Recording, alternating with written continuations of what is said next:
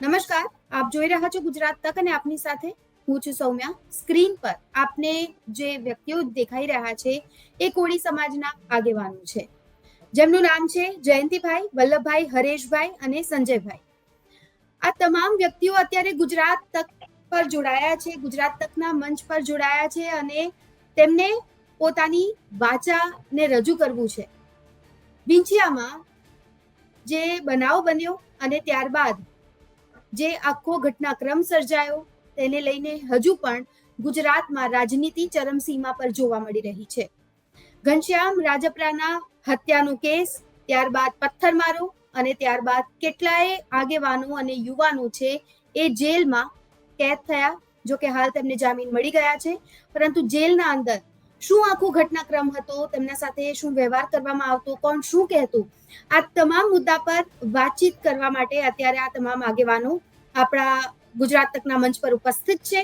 આની સાથે સાથે વિંછિયામાં હવે રવિવારના દિવસે જે મહાસંમેલન યોજાવા જઈ રહ્યું છે તેમાં શું નવા જૂની થવાની છે, આ તમામ મુદ્દા પર વાતચીત કરવાના છીએ આપણે. સૌથી પહેલા આપ તમામ આગેવાનોનું સ્વાગત છે ગુજરાત તક પર. મારો પહેલો સવાલ જયંતિભાઈ આપને, એ સમયે જેલમાં શું થયું હતું, કેટલા દિવસ સુધી આપ જેલમાં હતા, આપ તમામ લોકો? પહેલા તો બેન ગુજરાત તકના માધ્યમથી હું ખૂબ નમસ્કાર તમને કરું છું, કારણ કે જે અમારા સમાચાર જે તમે બધી પબ્લિક સુધી પુગાડ્યા, કારણ કે અમારી હાલત એવી હતી જે બી બનાવ બન્યો જે જયંતિભાઈ વિષયની અંદર 6 તારીખે હતા કે મારા ઘરે વંડેશનનું કામ હતું ના હતું, 7 તારીખે બપોરે 3 વાગ્યા આવી મને ગાડીમાં આવી બેરી જણ સીધો જ લોકઅપમાં નાખી અને જાહેરવાલા કરવામાં આવ્યા.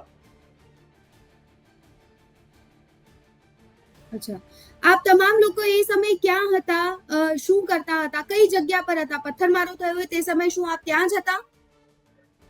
નહીં બેન, પથ્થરમારો કર્યો હતી મારા ગામડે, મારા ઘરે મારે 7-8 જણા હતો ઘરે, મારે કડિયા કામ હાલતું એમ હું કડિયા કામમાં હતો અને ઘરે મારા કામમાં હતો. પણ 6 તારીખે જે બનાવ બન્યો તેથી હું મારા ઘરે કડિયા કામ હતું અને મને મારી ધરપકડ કરવામાં આવી. કોકના ઈશારાથી નામ મારું દાખલ કરી અને 7 તારીખે મારી ધરપકડ સાંજકના કરવામાં આવી અને ત્યાર પછી લોકઅપમાં રાખ્યા રાતે અને ત્યાર પછી જસદણ પણ લઈ ગયા અને મેં બધા અધિકારીને મેડમ વાત કરી કે હું બનાવના સમયે આ સ્થળ ઉપર હાજર નતો.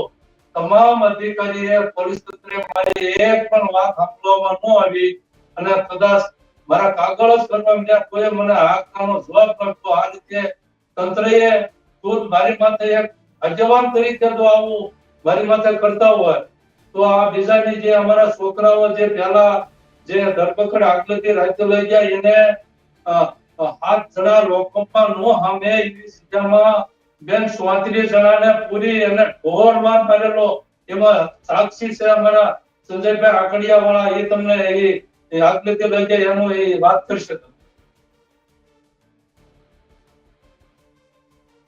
કોના સાથે આખું ઘટનાક્રમ રહ્યું હતું? હરેશભાઈ આપના સાથે કે વલ્લભભાઈ આપના સાથે? શું હતો આખો સમગ્ર મામલો? જી હું તે દિવસે હાથોડી જતો હતો અને મને સાહેબની આપણે ભાજપની કાર્યાલય માહિતી લઈ લીધો અને તે દિવસે કોઈ સાંભળવા માટે કોઈ હતું જ નહીં અને બધાને ઢોરમાર માર્યા અને બધાને પકડી લીધા. અચ્છા, સંજયભાઈ એ દિવસે આપ ક્યાં હતા, શું ઘટનાક્રમ રહ્યો હતો? મેડમ હું તો માર્કેટ યાર્ડે હતો. પછી અહીંયાથી મારા ઘરે આગળ ત્યાં જવા માટે મારે રસ્તો તો મોઢુકા હાથ નાખે ને મેડમ, વિકસ્યા મોઢુકા.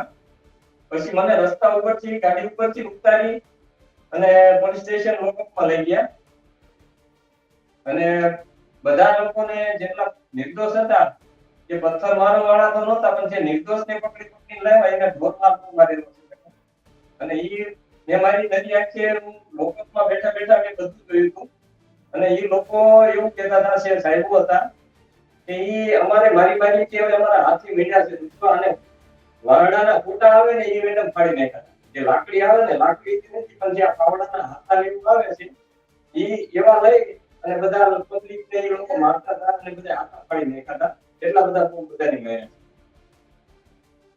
અચ્છા, હાલ આપ તમામ જામીન પર છો અને રવિવારના રોજ જ્યારે આ મહાસંમેલન યોજાવા જઈ રહ્યું છે ત્યારે શું આશા અપેક્ષા સરકાર પાસેથી આપ તમામ લોકો સેવીને બેઠા છો? બરોબર છે બેન. સરકાર પાસે અમે એક જ આશા રાખવી છે કે જે અમને નિર્દોષ રીતે પકડ્યા અને જે ઢોરમાર માર્યો છે એનો ખરેખર અમે એને ન્યાય માંગવી છે અને કાયદેસર આની તપાસ થવી જોઈએ, અમને ન્યાય મળવો જોઈએ. લાગે છે આપને યોગ્ય તપાસ થશે? હવે સરકાર પાસે અમને જરૂર વિશ્વાસ છે, ન્યાયતંત્ર પાસે પણ અમને પૂરેપૂરો ભરોસો છે કે અમને પૂરેપૂરો જે રીતે અમને જામીન પણ અપાવ્યા એ જ રીતે અમને ન્યાય પણ અમને મળી જશે.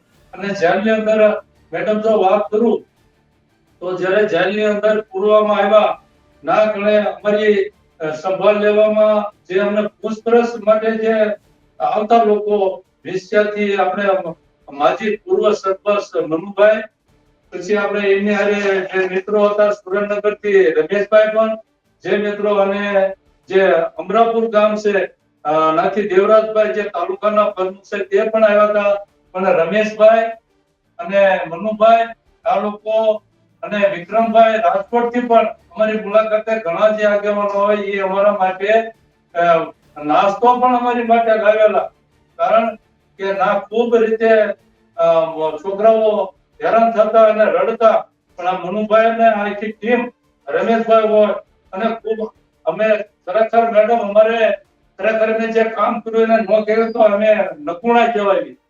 ગોપાલભાઈ પણ આવી, ગોપાલભાઈ ઇટાલિયા ભલે પટેલ રહ્યા પણ આવી એને કેટલો અમને સહકાર આપ્યો છે કે એના વકીલોને આદેશ કર્યો કે આ જે 94 જણાને જે માથે કલમ લગાડવામાં આવી છે એને આપણે એક પણ રૂપિયો લીધા વગર આ લોકોને મદદ કરવાની છે. આવું જાહેરાત કર્યા પછી વકીલો જે કામે લાગી ગયા, વલ્લભભાઈ છે, પછી રાજકોટના વલ્લભભાઈ રંગપુરા વકીલ ગયા, પછી રાજકોટના વકીલો તમામ અમારા સમાજના જે વકીલો રહ્યા એને ખૂબ આ કાગળની રીતે મહેનત કરી અને અમને જામીનમાં ખૂબ ખૂબ ખૂબ અમને સહકાર પણ એને આપ્યો છે. બિલકુલ, તમામ લોકોનો સહકાર હતો જયંતિભાઈ, પરંતુ અહીં મારે એ પણ જાણવું છે, હવે જ્યારે રવિવારના રોજ જ્યારે સંમેલન યોજાવા જઈ રહ્યું છે લાગે છે કે કુંવરજીભાઈ બાવળિયા પણ એ સંમેલનમાં આવી શકે છે, હાજરી આપી શકે છે, કે અત્યાર સુધી કોઈનો સંપર્ક કર્યો છે ખરી આપ તમામ લોકોમાંથી? એટલે ખરેખર અમને તો એવી આશા છે, કારણ કે અમારા કુંવરજીભાઈ પહેલેથી જ્યારે કોંગ્રેસમાં હું મેડમ એમની હારે 30 વર્ષથી 25 વર્ષ મેં એમની જોડે કોંગ્રેસમાં હતા ત્યારે મેં એમની જોડે કામ કરેલું છે, પણ અત્યારે પણ એમની જોડે છું. પણ એમને ખરેખર સંમેલનની અંદર ખરેખર કુંવરજીભાઈ એક નહીં, અમારા તમામ ધારાસભ્ય, તમામ મિનિસ્ટરો આ સંમેલનમાં હાજરી આપવી જોઈએ અને એને ખરેખર આ કેસ એને નિકાલ કરવો જોઈએ. એની હારે કોઈને પણ અમારો વાંધો નથી, આજની તારીખમાં કોઈ પક્ષ અમારે નથી. ખરેખર આ સંમેલન માત્ર કોળી સમાજ અને ઠાકોર કોળી સમાજ આ બધાને એક મંચ માથે બેહાડી અને જે સમાજની અંદર કુરિવાજો છે, વ્યસનો છે મુક્ત કરી અને ખરેખર આપણા જે વાલી જે પેઢી છે, યુવાનો છે, ખરેખર આપણે ભારતીય બંધારણનું ખરેખર એનું જ્ઞાન થાય એ માર્ગદર્શન માટેનું જ આ સંમેલન બોલાવવામાં આવ્યું છે. મારે એ પણ આપણે સવાલ પૂછવો છે કે લાગે છે કે મોટી સંખ્યામાં સમગ્ર ગુજરાતમાંથી વિંછિયા ખાતે તે દિવસે કોળી સમાજના, ઠાકોર સમાજના જે યુવાનો છે, લોકો છે, એકત્રિત થશે? ખૂબ અમને તો વિશ્વાસ જ છે કે માણસો આવશે, જે ભાઈઓ બહેનો બધા આવશે.